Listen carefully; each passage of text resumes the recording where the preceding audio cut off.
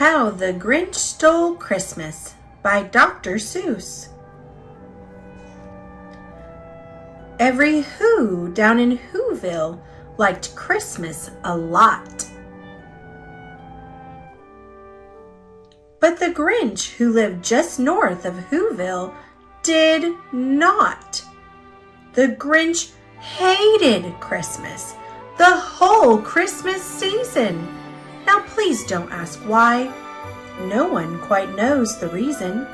It could be his head wasn't screwed on just right. It could be, perhaps, that his shoes were too tight.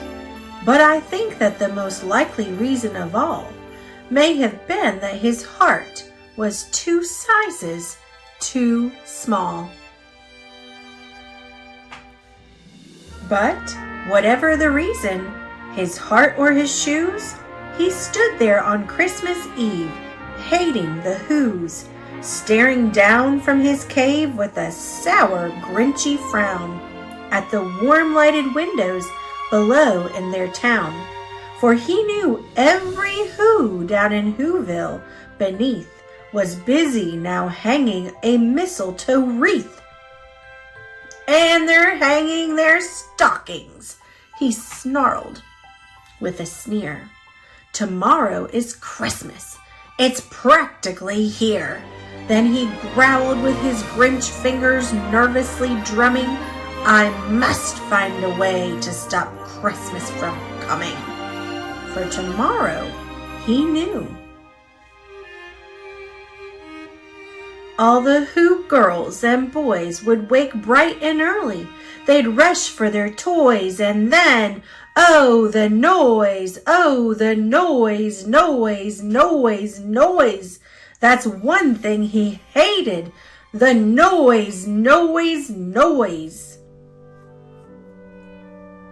Then the Whos, young and old, would sit down to a feast, and they'd feast, and they'd feast, and they'd feast, feast, feast, feast.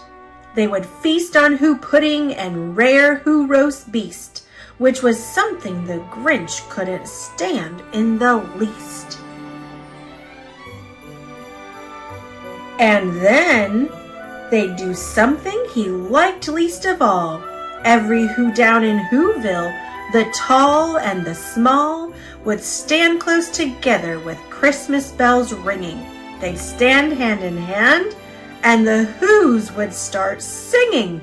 They'd sing, and they'd sing, and they'd sing, sing, sing, sing. And the more the Grinch thought of this Who Christmas sing, the more the Grinch thought, I must stop this whole thing. Why, for 53 years, I've put up with it now. I must stop this Christmas from coming. But how? Then he got an idea. An awful idea. The Grinch got a wonderful, awful idea. I know just what to do. The Grinch laughed in his throat, and he made a quick Santa Claus hat and a coat, and he chuckled and clucked, what a great Grinchy trick. With this coat and this hat, I look just like Saint Nick. All I need is a reindeer. The Grinch looked around, but since reindeer are scarce, there were none to be found. Did that stop the old Grinch? No, the Grinch simply said, if I can't find a reindeer, I'll make one instead. So he called his dog Max. Then he took some red thread and he tied a big horn on the top of his head. Then he loaded some bags and some old empty sacks on a ramshackle sleigh, and he hitched up old Max. Then the Grinch said, get up! And the sleigh started down towards the homes where the Whos lay a snooze in their town. All their windows were dark. Quiet snow filled the air. All the Whos were all dreaming sweet dreams without care. When he came to the first little house on the square, "This is stop number 1, the old Grinchy Claus hissed. And he climbed to the roof, empty bags in his fist. Then he slid down the chimney, a rather tight pinch. But if Santa could do it, then so could the Grinch. He got stuck only once, for a moment or two.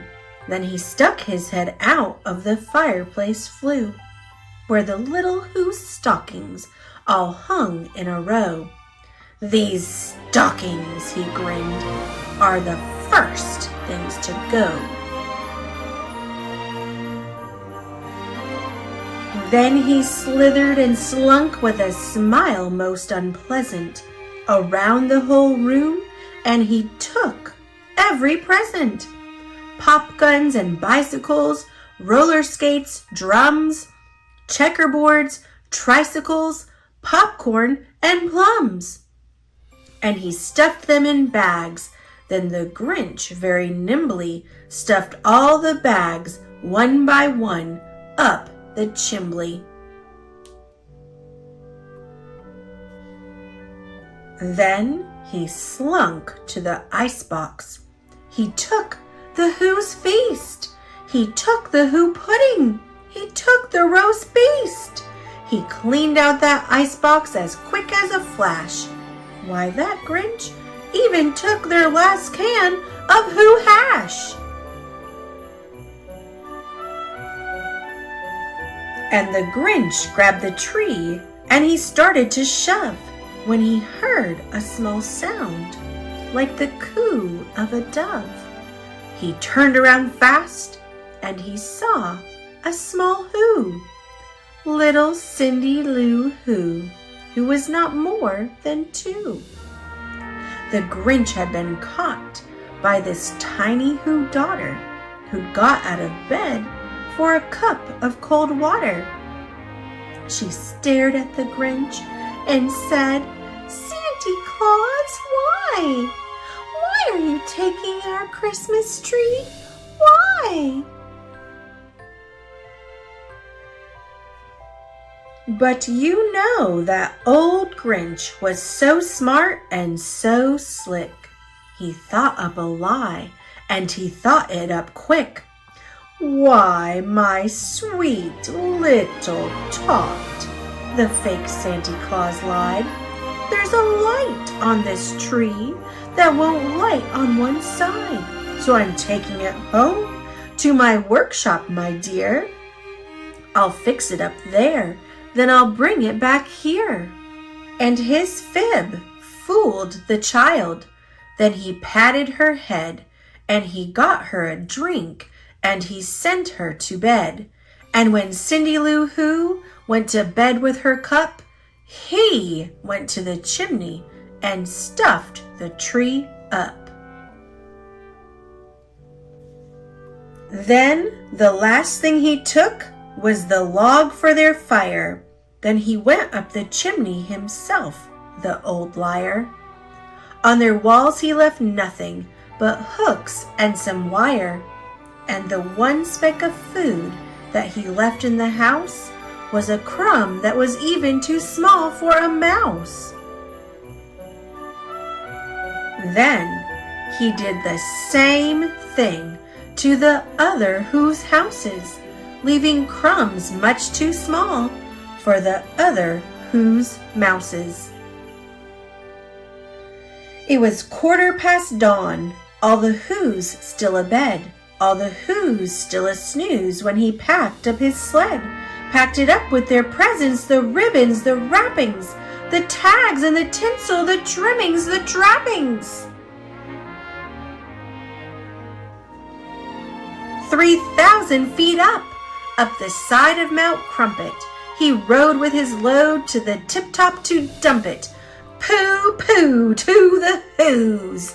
He was the Grinchishly humming They're finding out now that no Christmas is coming. They're just waking up. I know just what they'll do. Their mouths will hang open a minute or two. Then the Whos down in Whoville will all cry boo-hoo. That's a noise, grinned the Grinch, that I simply must hear. So he paused, and the Grinch put his hand to his ear, and he did hear a sound rising over the snow. It started in low, then it started to grow. But the sound wasn't sad. Why, this sounded merry. It couldn't be so, but it was merry, very. He stared down at Whoville. The Grinch popped his eyes, then he shook. What he saw was a shocking surprise.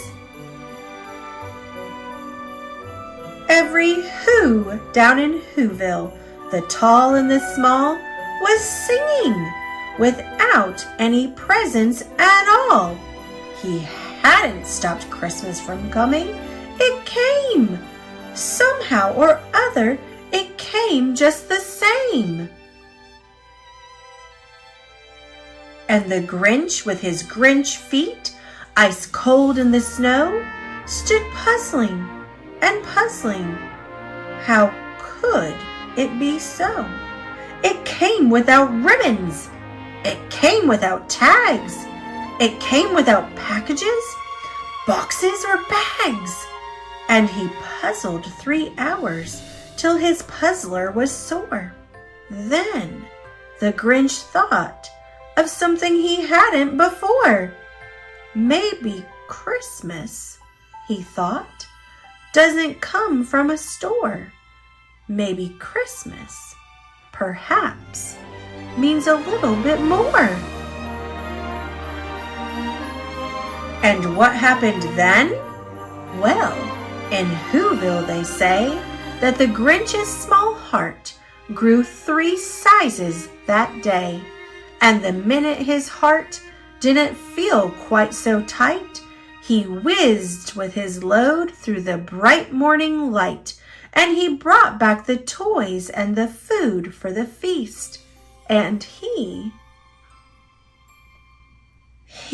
himself, the Grinch, carved the roast beast.